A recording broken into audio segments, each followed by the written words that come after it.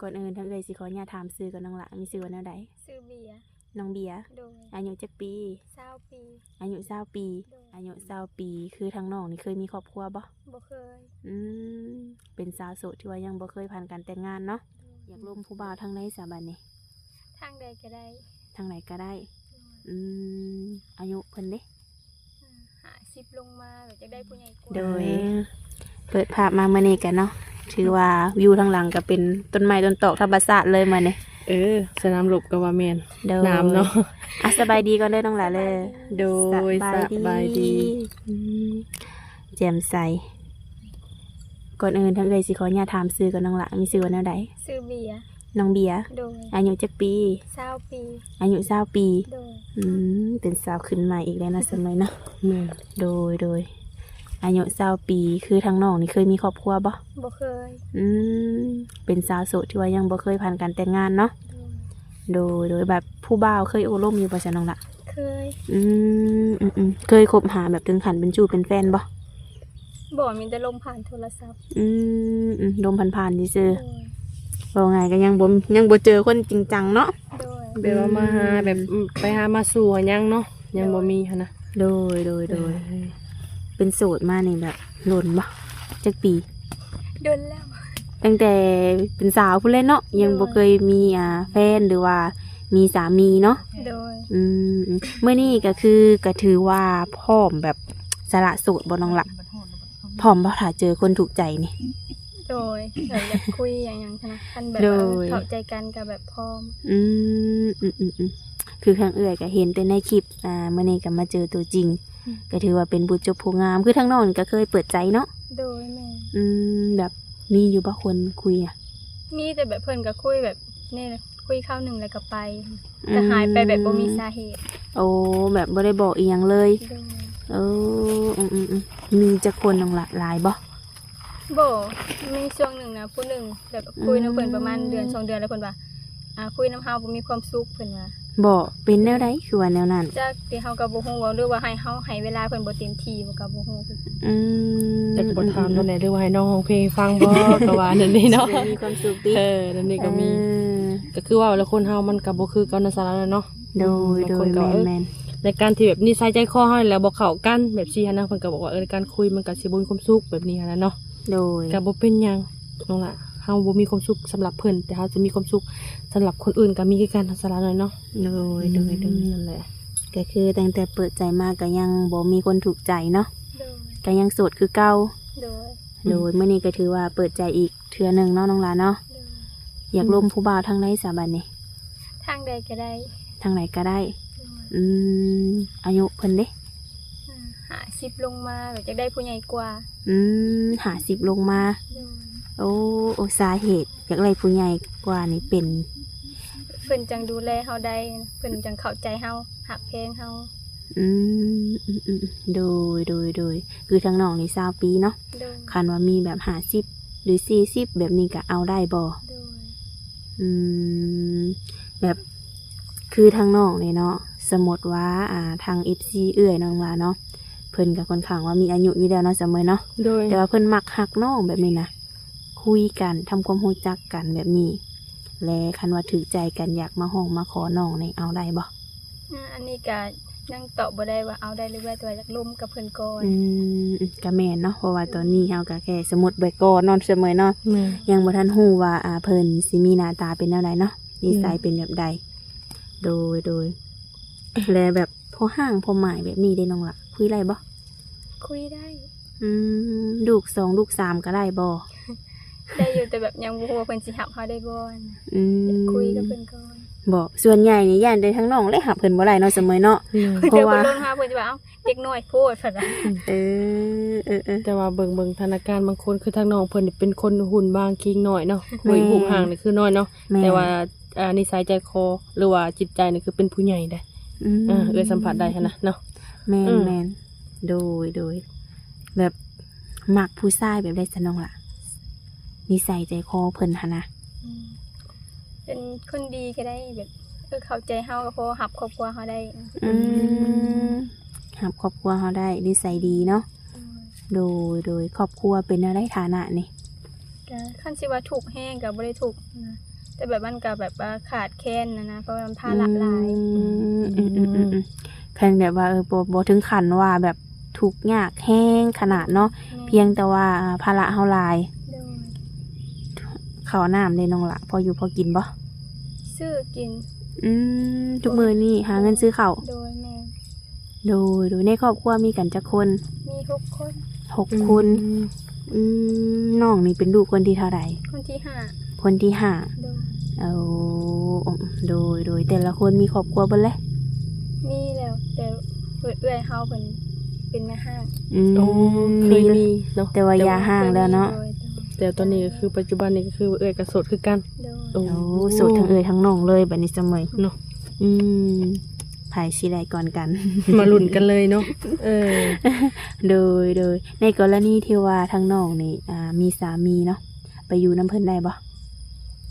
ยังแบบเชื่อว่าไปอยู่น้ำได้ก็ยังบ่ฮู้อยากลมอยากฮู้จักเพิ่นไปก่อนอยากฮู้จักนิสัยใจคอเพิ่น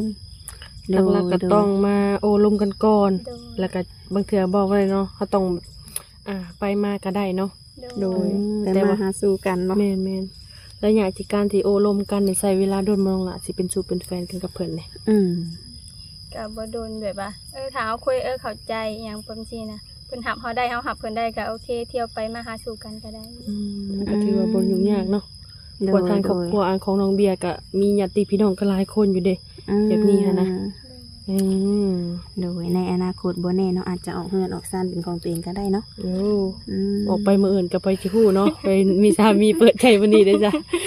สิไว้เพื่อแต่เสมอนี่ แล้วก็มีส่วนคือกันในใจฮ้อนบ่ดุนใจฮ้อนก็คือทางน้องหลาได้จ้ะมีปัจจุบันนี่ไปเฮ็ดงานใช่น้องหลา เฮ็ดงานนิคอน เฮ็ดงานนิคอน โดย โอ้ได้เงินเดือนหลายบ่น้องหลา เงินเดือนล้านแปด 1,800,000 โดย โอ้ได้ทุกเดือน อันแมนได้ทุกเดือน ได้ เงิ ทุ น ก เดื เดื อ อน น ล้านแปด กุ้มบ่น้องหลาคิดว่า กุ้มบ่ว่าต้องค่ารถก็ล้านห้าแล้ว โอ้เพราะว่าทางน้องหลาเพิ่นได้ผ่อนรถบ่ โดย โอ้เดือน1.5 ล้านบ่ โดย โอ้ทุกๆเดือนต้องผ่อนน้อง โอ้ นั่นจักปีน้องล่ะเป็นการผ่อนรถนี่ ยัง2 ปี อย่าง2 ปี คือน้องเอาระยะเวลา3 ปีบ่ โดย โอ้มันก็ต้องใช้เวลาดนอยู่เนาะสาระน้อยเนาะ แม่น จังหวะ3 ปี แต่ว่ายังจักปีรถเจ้าอยู่น้องล่ะ ยังไงผ่อนมาแล้วปีหนึงยัง2 ปีเต็มมัน ผ่อนไปเลย2 ปีเต็มป้าทุกๆเดือน สู้ๆต่อไป เนาะทุกๆเดือนต้องได้จ่ายหัวรถเพื่อสิฮอด2 ปีโอ้ แสดงว่าเงินเดือนน้องนี่นะได้แต่จ่ายงวดรถเนาะ โดย อยากมีอาชีพเสริมบ่น้องล่ะอยากมีอาชีพเสริมบ่ มันแบบอยากมีแต่แบบว่าต้องเข้างานทุกมื้อพักได้แต่วันผิด โอ้ อาชีพเสริมคือดำนา สมุดน้องหลานเนาะในกรณีแบบคือทางน้องนี้เนาะออกมาทางไหนสัมภาษณ์นี่ถ้ามีทางผู้หลักผู้ใหญ่หรือว่าหนุ่มๆเนาะเพิ่นสนใจและเพิ่นอยากยื่นมือเข้ามาช่วยเหลือน้องทางน้องอยากเฮ็ดหยังหลัก อยากขายเครื่อง ๆอยากขายเครื่องแม่นบ่ โดย โอ้อยากขายเครื่องขายหยังน้องล่ะ ขายแนวกิน ขายแนว กินโดยจำเอ็นเอียงสิ จามเอ็นแล้วก็มีหยังแหน่คิดว่า พวกแนวกินเฮามักเฮ็ดพวกกระต้มขนมมันนะ เฮ็ดแนวอยู่แนวกินช่วงนี้น่ะสิได้ขายดีอยู่น้องล่ะ โดย เพราะว่าหนึ่งมากับเจ้าดำนาเนาะบ่มีแนวกินแบบนี้หั้นนะแลนขึ้นไปซื้ออยู่ได้กินขายลาบก้อยก็ได้ขายได้ว่ะ โดย อย่าเฮ็ดเค็มได้เลยค่ะจะซื้อทีเดียว ก็คือว่าไว้เนาะมักค้าขายเนาะ โดย ถ้าเป็นไปได้เนาะ หาขาย เนาะ แม่น สิค้าจะจามบ่หรือว่ามีหยังในคันอยากเฮ็ดนี่ แบบอยากขายแบบเฮามักเฮ็ดขนมอยากเฮ็ดขนมขายพวกนี้ อืม ของหวานของข้าวนะเฮามักเฮ็ด สาวเราจะมากินของหวานเจ้าไปอุดหนุนน้องเพิ่นเด้อ เจ้านี่ พี่สิว่าอยู่ไกลได้น้องนะ ไกลก็บ่ได้นะเราไปอุดหนุนเลยเนาะ แม่นก็ถ่ายมือนั่นมีผู้ใดเนาะ แม่น ก็สิไปอุดหนุนน้องเพิ่นอยู่ทุกคนเลย แม่น ก็คือมักแบบเฮ็ดแนวอยู่แนวกินหรือว่าเฮ็ดข้าวต้มขนมเนาะ แม่น โอ้คันว่าน้องมีลูกมีผัวอยู่แนวอยู่แนวกินก็เฮ็ดเป็นเบิดบ่ เป็นเบิด เนาะ ขัดเข็ดเค็มเนี่ยกระตาเคี้ยวช่วยให้กินเบิ้ลทำกัน โดย ก็คือว่าเลยเนาะในการทนงประกมักค้าขายง่ายมือเนาะเพราะว่ามันสิเป็นอาชีพเสริมดูว่าเขาได้เงินตลอดน้องล่ะ โดย คือว่าเขาแหละ โดยแมนยูมาที่นี่แบบคันว่าหนุ่มๆเพิ่นเนาะน้องหล่ะเนาะสนมกสนใจนี่นะเบิ่งในคลิปบ่พอแต่ว่าอยากมาเบิ่งตัวจริงแบบนี้นะได้บ่ ได้คือกัน มาได้เนาะ โดย แต่ต้องนัดแบบดวงหน้าบ่ แม่น คือทางน้องนี่เฮ็ดงานเนาะ โดย หยุดแต่วันอาทิตย์บ่น้องหล่ะ แม่นอยู่แต่วันอาทิตย์ แล้วแบบช่วงลำหน้าแบบนี้ก็คือคันว่าไปรับจ้างไปได้แต่วันอาทิตย์ แม่นเลยแต่วันอาทิตย์ลาก็ได้เพราะว่ายามหน้าเพิ่นให้ลาอาทิตย์หนึงแต่ โอ้ เราบ่ได้หักเงิน ลาอาทิตย์หนึ่งบ่ได้หักเงิน โดย ก็ถือโอเคอยู่ โอ เนาะ เคเนาะโอเค บ่เป็นเวียกจำเป็นเนาะเอา แม ง่าย น ๆซะ แม เนาะ นแมน อืม โดยมื้อนี้ก็ถือว่าน้องก็ลาเวียกมาเรียบร้อยแล้ว โดย อืมพอได้ใส่ได้จ่ายเนาะแบบผู้ชายแบบเพิ่นกินเหล้ากินเบียร์สูบยาแบบนี้ได้สน้องละคุยนำได้บ่ คุยได้คือกัน มักอยู่บ่ ก็บ่มักปานใด เขาต้องถามแบบนี้ได้จังมันเนาะว่ามักบ่ก็คือบ่มักปานใดเนาะ โดย คันว่าเป็นไปได้เนาะก็คืออยากได้แบบคนที่ว่าบ่สูบยาเนาะโดย กินได้เรียกว่ากินได้กินแต่กินพอประมาณ แม่น กินเมาหัวไทยมาก็บ่เอากันนี่เนาะ กินทุกมื้อก็ เอ บ่ค่อย อ กัน แม่นเมื่อวานช่วงนี้เงินคำกำแก้วก็ถือว่าหายากเนาะนี่เฮาสิกินแบบคือแบบสมัยกี้กับเป็ดไผ่บ่ได้แม่นบ่เลยเขาต้องเก็บต้องกำแบบนี้หั่นนะเออ โดย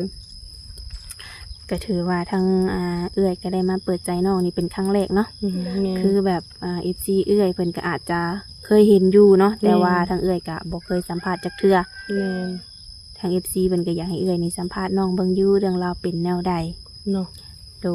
ยคือแบบน้องนี่บ่ได้เฮ็ดนาเฮ็ดนา แม่น ให้นา บ่มี โอ้ให้นาบ่มี โดย ข้าวน้ำนี่ต้องได้ซื้อเนาะ แม่น เดือนหนึ่งในการซื้อข้าวนี่จักสอบน้องล่ะ สอบหนึ่งได้แต่12มื้อ โอ้สอบหนึงได้12มื้อ 12มื้อ เดือนหนึงก็ตกอยู่ เนาะ เกือบอยู่สิข้าวฮอด3สอบพุ่นเด้เนาะ โดย สอบหนึงจักแสนน้องล่ะ สอบ1 700,000 สอบหนึง7 ป้า แสน คือแพงแท้เนาะข้าวนี่เนาะ เพราะว่ามันเป็นช่วงยามนาเด้ ก็ต้องแพงอยู่ ยามห แล้ว น้าแล้วข้าวแพง โดย แม่นข้าวแพงซะละหน่อยมันสิแพงช่วงนี้แหละข้าวฮะเนาะ โด อื ย มเดือนหนึ่งกับประมาณเกือบ3 สอบเนาะ โดย แล้วคนแบบคนในเฮือนน้องก็ได้เฮ็ดเวียกเฮ็ดงานอยู่บ่ อันมีอ้ายเพิ่นรับจ้างเลี้ยงงัว รับจ้างเลี้ยงงัว โดย แบบเป็นมื้อหรือเป็นเดือนน้องล่ะ เป็นปีคัน เป็น ได้ ปี เข้าก็ได้โดย โอ้สิเอาข้าวก็ได้ โดย หรือสิเอาเงินก็ได้ โดย โดยก็ถือว่าครอบครัวก็หาซอยกันเนาะ โดย ผู้ละนิดผู้ละน้อยพอเลยมาตื่มกัน จอยกันว่าซั่นๆเนาะบัด โดย ทางน้องเบียร์เพิ่นเพิ่นแฮงมาได้อันนั้นอีกเนาะ อืม แฮงมาได้ น้องนี่แบบหุ่นน้อยแห้งไงดีเนาะน้ำหนักเท่าไรน้องล่ะ 42 42 โดย โอ้คิดว่าบ่หอดได้นี่นะหอดเซยเนาะ โดย นักน้อยนักแน่นได้ซะเนาะ เนาะแต่ว่าหุ่นผู้ดีงานมาเสมอเนาะ แม่น อืม ก็คือว่าแล้วเนาะ มื้อนี้ก็ถือว่ามาลำหน้าไกลเติบเนาะ โดย พี่มาอยู่ป่าอยู่ดงเพิ่นแหละทุกคนได้มื้อนี้นะมาเจอน้องเพิ่นก็เลยว่า ออกมาจากป่าเลยนะรถทุตนา โดย เนาะ อายุนี่ขอ50ลงมาเนาะพอห่างพอหมายลมได้นิสัยใจคอเพิ่นก็มักคนดีรับครอบครัวน้องได้ก็ถือว่าโอลมได้เนาะ โดย โดยคันสมมุติว่าเพิ่นชวนไปเที่ยวฝั่งไทยได้แถวมุกแบบนี้นะไปบ่ ไปบ่ได้เมารถ เช็ดบัดนี้เมารถป้าเมารถบ่ โดย แบบไปใกล้ๆก็บ่ได้บ่น้องล่ะ บ่ได้ขี่มาเจโน่ แล้วชาติพัวเป็นมาขี่รถใหญ่ เนาะ เมียเมารถ สมมุติในอนาคต เออ แบบนี้นะอนาคตมีแบบมีสามีเนาะที่ว่ามีแบบธุรกิจหรือว่ามีรถมีร่างเป็นของตัวเองแบบนี้นะไปใส่มาใส่ก็สิยากแล้วบัดนี้เนาะ สิพาไปเที่ยวก็ลำบากเนาะ พากันอยู่เอาซ้ บ่อยากเอากระจกลงเสมอแล้วก็ทุกมื้อนี่ก็มียายาแก้เมาก็มี ำแม่น โดยก็มีแต่ว่าให้ทั้งน้องเพิ่นสมฮักสมหวังเนาะเสมอเนาะ โดย คนใดที่ว่าสิเข้ามาก็หนึ่งต้องเป็นคนดีเนาะแล้วก็หับครอบครัวนิสัยดีบ่ห่างบ่หมายบ่ติทุกคนได้เข้ามาโอมาลมเบิงส่วนคำถามใดที่ว่าทางสาวน้อยบ่ได้ถามนี่ก็ให้ทาง FC เพิ่นเข้ามาโอมาลมมาถามเป็นการส่วนตัวเนาะทางเอื้อยก็สิเอาเฟซหรือเอาไลน์มาแจกให้ทางหนุ่มๆหรือว่าทาง FC ของเอื้อยเนาะโดยไว้พบพ่อกันในคลิปหน้าเด้อน้องหลาเด้อโดยสบายดีเด้อ